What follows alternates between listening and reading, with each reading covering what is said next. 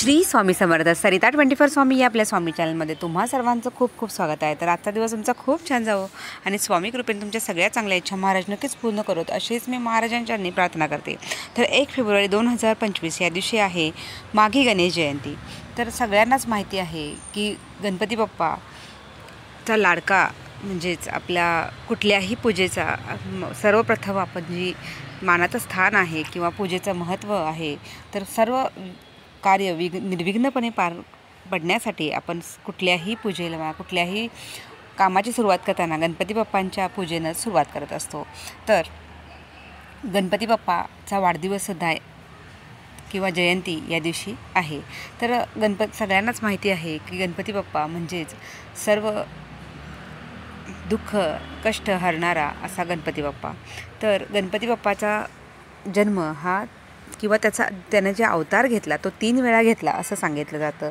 पहिला अवतार जो होता तो वैशाख पौर्णिमेला होता, त्यानंतर वैशाख महिन्यामध्ये होता। त्यानंतर दुसरा अवतार आहे भाद्रपद महिन्यातला, ज्यावेळी आपण गणेश जयंती गणेश उत्सव सगळ्या संपूर्ण भारतामध्ये आणि भारताबाहेरसुद्धा 8 दिवस 9 दिवस अनंत चतुर्दशीपर्यंत करत असतो।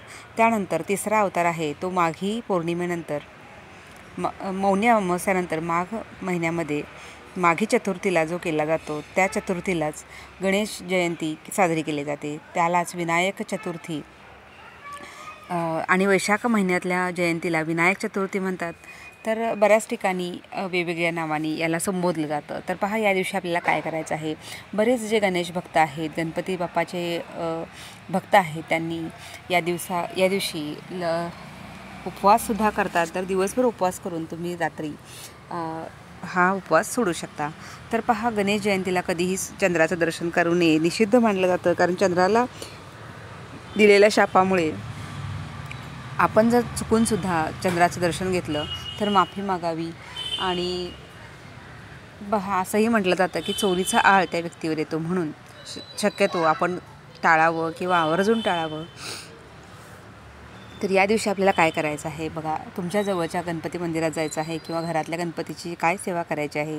तर गणपती बाप्पाला तुम्ही अभिषेक करायचा आहे सकाळी शुद्ध जलाचा किंवा पंचामृताचा अभिषेक करायचा आहे। गणपती अथर्वशीर्ष लावून तुम्ही कमीत कमी त्याची 11 आवर्तनं 21 आवर्तनं लावून आपण गणपती अथर्वशीर्षचं पठण करायचं आहे।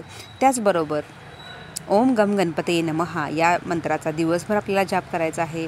त्यानंतर वक्रतुंड महाकाय सूर्यकोटी समप्रभ निर्विघ्नं कुरु मे देव सर्व कार्येषु सर्वदा, तर हा मंत्रसुद्धा तुम्हाला जास्तीत जास्त याचा जप करायचा आहे। आणि पहा जे आपले हट्टी तापट घरात काही लहान मुलं असतील विद्यार्थी असतील ज्यांच्या अभ्यासात लक्ष लागत नसेल तर त्यांनीसुद्धा हे अथर्वशीर्ष म्हणायचं आहे कमीत कमी एकदा 11 वेळा 21 वेळा जर शक्य असेल तर नक्कीच म्हणावं। तर अभिषेक करताना पहा 21व्या वेळेलाच आपल्याला फलश्रुती म्हणायची आहे आणि 20 वेळेला आपल्याला फलश्रुती विना अथर्वशीर्ष म्हणायचं आहे। त्याचबरोबर गणपती बाप्पाला आवडणाऱ्या दुर्वा 21 दुर्वा 51 दुर्वा तुम्हाला जेवढ्या दुर्वाची जुडी त्यांना वाहता येईल तर ती दुर्वा आपण गणपती बाप्पाच्या चरणी वाहायची आहे।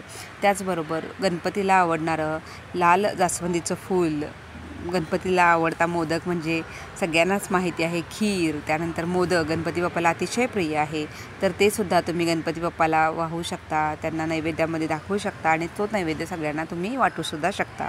त्याचबरोबर दिवसभर उपवास करायचा आहे, फलाहार करायचा आहे। ज्यांना शक्य आहे किंवा जे गणपतीचे खरे भक्त आहेत किंवा आवर्जून त्यांना वाटतं की आपण उपवास करावा त्यांनी नक्कीच उपवास करू शकता। पहा गणपती अभिषेक झाल्यानंतर त्याची मांडणी करायची आहे। पाटावर जरी मांडणी केली तरी चालते, तुम्हाला वेगळी मांडणी गणेश जयंती निमित्त करायची असेल तरीसुद्धा तुम्ही करू शकता। त्यानंतर अभिषेकनंतर आपल्याला गणपती बाप्पांना शेंदूर जर तुम्हाला अर्पण करता आलं तर शेंदूरसुद्धा अर्पण करायचं आहे, कारण गणपती बाप्पाला शेंदूर खूप प्रिय आहे। त्याचबरोबर गणपती बाप्पा संकटनाशन मंत्र जे आहेत प्रणमेश सादेवम हे स्तोत्र आहे। त्यानंतर गणपतीचे जे काही नाव आहे तर त्यांचे नाव घेतसुद्धा आपण अभिषेक करू शकतो। तर अशा प्रकारे आपल्याला वेगवेगळ्या पद्धतीने गणपती बाप्पाची सेवा करता येते। तर गणपती बाप्पा म्हणजेच सर्व दुःखांचा दुःख नाशन करणारा असा आहे आपला बाप्पा आहे. तर या गणेश जयंतीला म्हणजेच 1 फेब्रुवारी 2025 या दिवशी आपण गणपती बाप्पाचा वाढदिवस साजरा करणार आहोत, जयंती साजरी करणार आहोत. तर या दिवशी तुम्ही नक्कीच गणपती बाप्पाची पूजा अर्चा करून त्यांचा कृपा आशीर्वाद मिळवू शकता. तर झालेली सर्व सेवा स्वामींच्या चरणी, गणपती बाप्पाच्या चरणी अर्पण करून मी आपली रजा घेते. परत एकदा भेटू अशा सुंदर माहितींसह आणि व्हिडिओसह. तोपर्यंत सर्वांना श्री स्वामी समर्थ. अवधूत चिंतन. श्री गुरुदेव दत्त. व्हिडिओ आवडला असेल तर लाईक, शेअर, सबस्क्राईब करायला विसरू नका.